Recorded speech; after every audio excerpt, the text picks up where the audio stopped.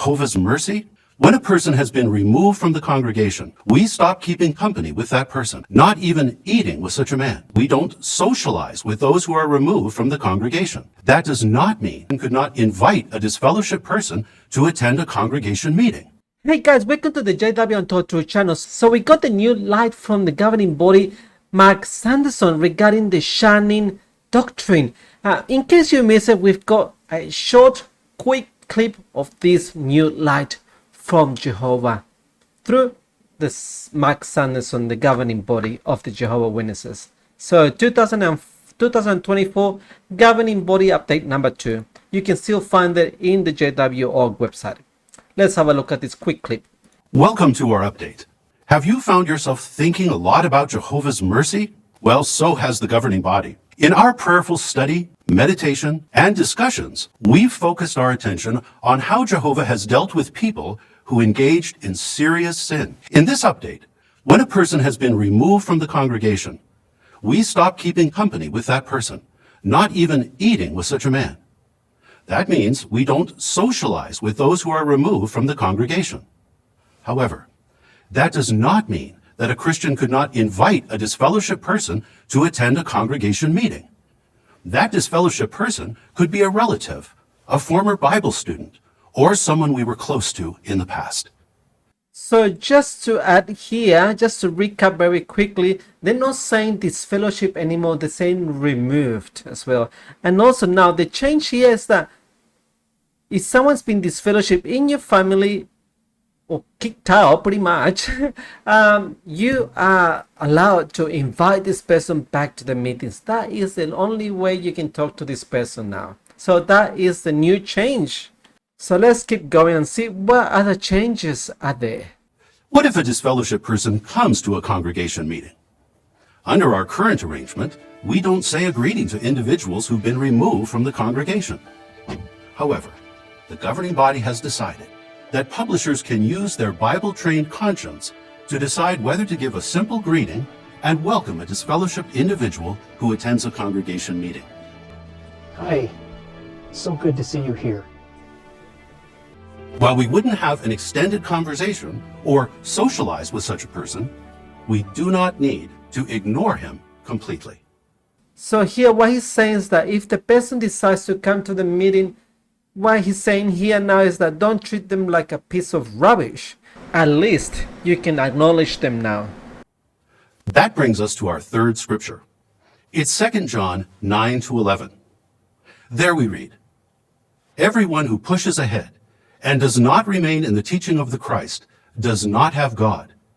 The one who does remain in this teaching is the one who has both the Father and the Son.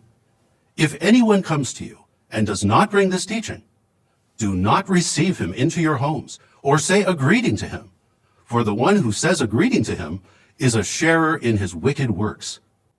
But doesn't 2 John 9-11 tell us not to say a greeting to anyone who's been removed from the congregation? In examining the context of those verses, the governing body has concluded that the Apostle John was really describing apostates and others who actively promote wrong conduct. So now, finally, they decided that in context, this scripture is not talking about everyone that has been kicked out is an apostate. So they can actually say a greeting to them. Interesting. So now you can say hello when they come to the meeting and invite them to the meetings. That is only what you're allowed to say. So then the scripture doesn't mean don't even say hello, don't invite them to the meetings, but now you can because they are not going against the Christ, but they're just falling away from it. That's all. So they are not saying you can be friends. They're not saying that you can just have a social life with them. No. It's just saying you can invite them and you can say hello to them when they come to the meetings. That's all they are saying. So these changes are the evidence of the progressive life of Jehovah's chariot going forward. So these are what the Jehovah Witnesses are being told of. The interesting thing though, if this is new light, this is Jehovah's chariot going forward. So how come these teachings were taught back in 1974. We got the Warsaw, August the 1st, 1974, page 465, paragraph 21, says exact the same thing that Mark Sanderson just said. So the new light is not new light. It's all light coming back as new light. It's like, so the chariot is just not moving forward. It's going backwards instead. Interesting. But don't take my word. Let's have a look at this new light that was already published back in 1974, which is the all light. Let's have a look at this again. That brings us to our third scripture. It's 2 John 9 to 11. There we read, everyone who pushes ahead and does not remain in the teaching of the Christ does not have God. The one who does remain in this teaching is the one who has both the Father and the Son. If anyone comes to you and does not bring this teaching, do not receive him into your homes or say a greeting to him, for the one who says a greeting to him is a sharer in his wicked works. But doesn't 2 John 9 to 11 tell us not to say a greeting to anyone who's been removed from the congregation? In examining the context of those verses, the governing body has concluded that the Apostle John was really describing apostates and others who actively promote wrong conduct. Spot on the words that Max Sanderson just said as new light. This is not a new light. This is all light made new light. Let's look at the paragraph 22, because this is a note about what the Apostle John actually meant. Let's have a look at this.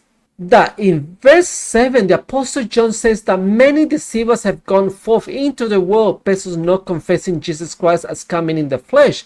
This is the deceiver and the antichrist. The John gives the warning to be on guard and not to receive such ones into one's home. For these are active propagandists of false teachings, deceitful advocates of wrong conduct. They should be given no foothold from which to make further infiltration. One should not even greet them so as to avoid being a sharer in the wicked works. So in both paragraphs establish two things. First, John is talking about the Antichrist. Two, we can greet those who aren't Antichrist because we shouldn't be rigid. So in 2024, the two things that were announced as new light and changes were already published in 1974. It was then in the early 80s that they changed the understanding of 1 John to apply to all these fellowship persons, and now they've gone back to the understanding. So it's all light, all light became new light. For the Jehovah Witnesses, it's just the same.